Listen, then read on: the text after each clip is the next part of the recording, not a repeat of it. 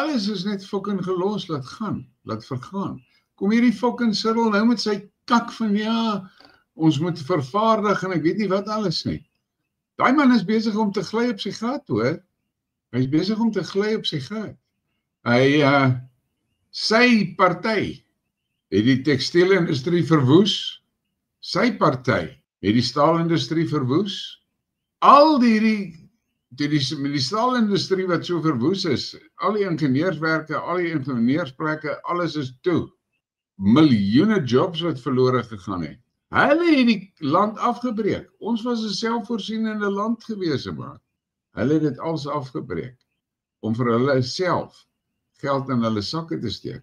Nou wil hy hier kom sit en kak praat van ons verdien het om in die G20 te wees. Ons is 43ste op die fucking GDP-lys. G20 staan vir die top 20. Nou wil hy maak of Suid-Afrika 'n plek verdien daar. Suid-Afrika het sy plek in die G20 gekry onder die apartheid-regering.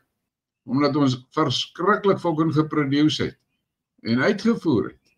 Ons voer fokol uit. Roumateriaal, ja. Verder niks nie. Ons voer roumateriaal, grondstowwe, onverwerkte grondstowwe en groente en vrugte. Jy weet, landbouprodukte. Nou sê hulle om een goeie ding gedoen is hulle die Amerikaanse hoenderinvoer gestop. Want ons daai fucking hoenderinvoer wat deel was van die AGOA agreement, nee. Almal skree AGOA, maar niemand kyk na die fucking ander kant van AGOA nie. Die ander kant van AGOA gee die Amerikaners die reg om hulle kak hier te damp. Hulle het ons hoenderbedryf uitgewis amper met die dumping van hulle ekses, want daar sekere snitte wat die Amerikaners nie eet nie.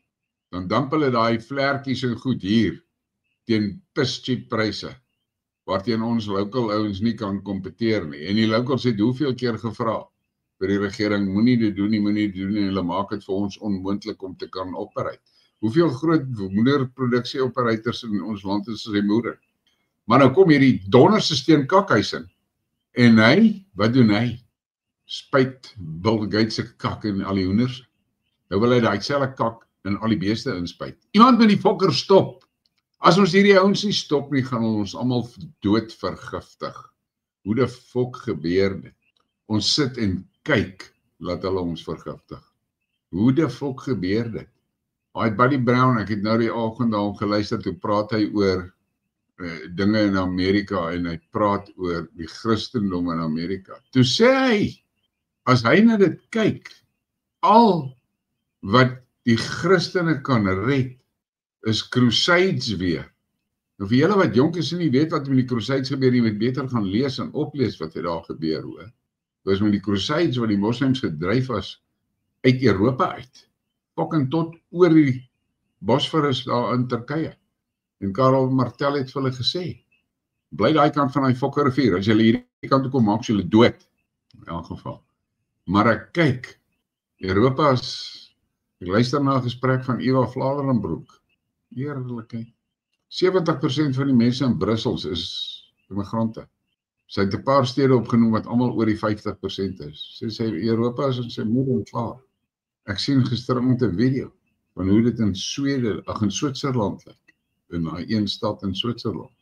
Switserland van alle plekke. Goeie volk. Dit lyk soos hier in een van hierdie Afrika stede. Lyk soos fucking Joburg, man. Maar nou ja.